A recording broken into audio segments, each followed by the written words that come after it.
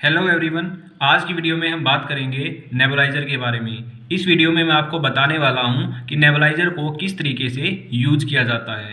Nebuliser को हम भाप की मशीन भी बोलते हैं लोकल लैंग्वेज के अंदर। तो ध्यान से देखिएगा। सबसे पहले मैं इसके पार्ट्स बता देता हूं। ये है कंप्रेसर, ठीक है, जो कि मेरे पास मेडिटिव कंपनी का है। ये पूरी मशीन है, ठीक है। आपको क्या क्या मिलेगा मशीन के साथ मैं बताता हूँ। ये कंप्रेसर है, ये पावर कोड है जो कंप्रेसर के साथ लगी है। इसको हमें इलेक्ट्रिकल सॉकेट के अंदर लगाना होता है, ठीक है। और ये हमारे पास मेडिसिन कप होता है, जिसको थोड़ा सा इसे रोटेट करोगे तो ये ओपन हो जाएगा और यहाँ पे मेडिसिन डालनी होती है, ठीक है। इस तरीके से ये होता है। मैं आपको पूरा प्रोसीजर करके भी दिखाऊंगा। सबसे पहले आप पार्ट्स के नाम सुन लीजिए। ये हमारे पास ट्यूब आती है जिसके दो एंड हैं। एक जो ये एंड है ये यहाँ पे कनेक्ट करना है और जो दूसरा एंड है वो यहाँ पीछे की तरफ कनेक्ट करना होता है, ठीक है। साथ में एयर फिल्टर होते हैं, एक्स्ट्रा एयर फिल्टर होते हैं, जो मैं आपको वीडियो के लास्ट में बताऊंगा कि ये कैसे यूज और कहाँ पे यूज किए जाते हैं।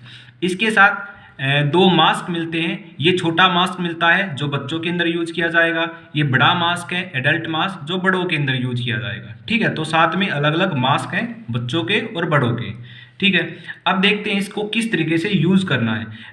सबसे पहले ध्यान ये रखना है, जो ये कंप्रेशन है आपको फ्लैट सरफेस के ऊपर रखना है। उसके बाद क्या करना है, ये पावर कोड को इलेक्ट्रिकल सॉकेट के अंदर आपको लगा लेना है। तो चलिए मैं लगा लेता हूं और ये मैंने स्विच को ऑन कर लिया है। उसके बाद क्या करना है, आपको ये ट्यूब लेनी है ना। इसका जो एक एंड है वो यहाँ पे कनेक्ट करना है इस तरीके से। तो यहाँ पे कनेक्ट कर दिया और इसका जो ये दूसरा एंड है आपको दिख रहा होगा, ये वाला जो एंड है ये इस मेडिसिन कप के पीछे यहाँ पे कनेक्ट कर देना है, ठीक है। ये हमने कनेक्ट कर लिया। नेक्स्ट जो स्टेप है वो है मेडिसिन डालना। इसको थोड़ा सा इसे रोटेट करना है, ये ओपन हो जाएगा, ठीक है। उसके बाद यहाँ पे मेडिसिन डालनी है। जो भी मेडिसिन डॉक्टर ने आपको दी है वो मेडिसिन इसके अंदर डालनी है।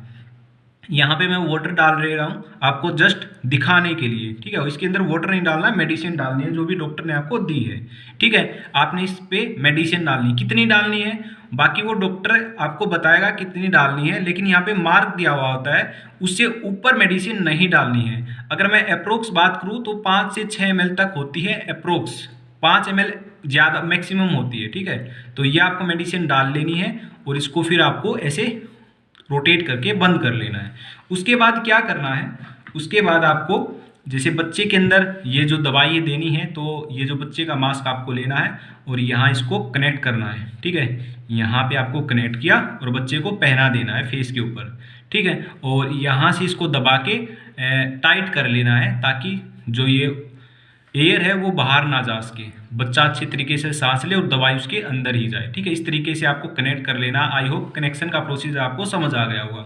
अब क्या करना है, इस मशीन को यहाँ से ऑन करना है। ये ऑन और ऑफ का बटन है, तो यहाँ से मैं आपको ऑन करके दिखाता हूँ। देखना यहाँ पे आप देखना कि भाप निकलेंगे, ठीक है। तो ध्यान से देखना,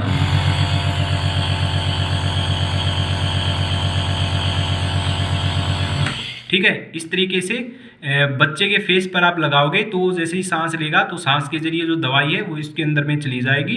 और जो भी डॉक्टर ने दवाई दी है, जैसे कि अगर छाती जमी हुई है तो उसको खोलने की है तो वो आसानी से खुल जाएगी। तो इस तरीके से जो नेबुलाइजर है उसका यूज करना है।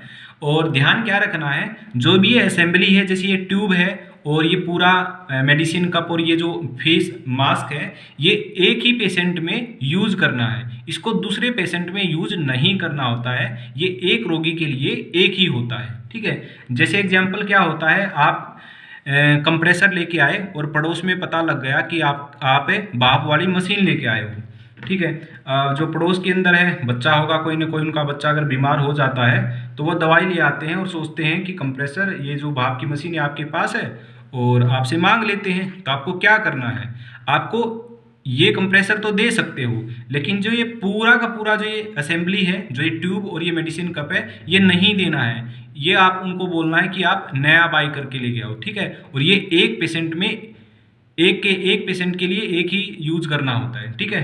तो ये नहीं है कि एक रोगी के लिए एक होता है, कहीं दूसरे में आप यूज करो, तो इस बात का आपको खास ध्यान रखना होता है, ठीक है। तो इस तरीके से आपको जो नेबुलाइजर है ये यूज़ करना है। और भी मैं आपको बताता हूँ, जैसे ये एयर फिल्टर दिए हुए होते हैं, इनका क्या काम होता है देखिएगा। यहाँ पे एयर फिल्टर होके जाती है और यहाँ से फिर कंप्रेस होके निकलती है, ठीक है। अब जो ये एयर फिल्टर है ना, यहाँ पे ऑलरेडी एयर फिल्टर है, जब ये ख़राब हो जाएगा, इसका कलर चेंज हो जाएगा या फिर जो एयर का कंप्रेशन है वो स्लो हो जाएगा, तो उसको हम यहाँ से निकाल लेंगे और ये डाल देंगे। जैसे कि हमें क्या करना है, जैसे कि मान लिया कुछ दिन बाद जो ये वाला एयर फिल्टर ये ख़राब हो गया और ये रिप्लेस करना है। किस तरीके से रिप्लेस करेंगे, इसको ऐसे ऊपर उठाना है और इसको निकाल लेना है। ये कैसे निकलेगा, मशीन को उल्टा कर दो, ये निकल जाएगा और फिर इसको डाल दो इसकी जगह, और जैसे ही डाल दिया इसको ऐसे क्लोज कर दो। ठीक है, तो ये एयर फिल्टर है, यहाँ से एयर फिल्टर होके जाती है, यहाँ से कंप्रेस होके आती है। तो ये एक्स्ट्रा एयर फिल्टर दिए हुए रहते हैं। ठीक है, पता कैसे लगेगा, इसका कलर चेंज हो जाएगा या फिर जो एयर का कंप्रेशन है वो कम हो दिखेगा आपको। ठीक है, लगेगा कि कम आ रहा है, तो उसको चेंज कर लेना, फ्रीक्वेंटली इसको चेंज करते रहने।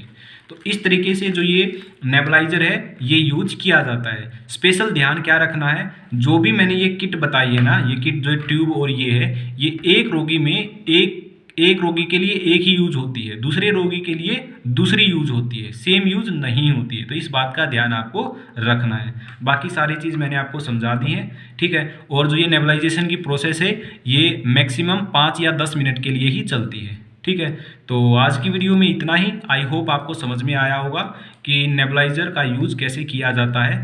तो चलिए मिलते हैं नेक्स्ट वीडियो के अंदर।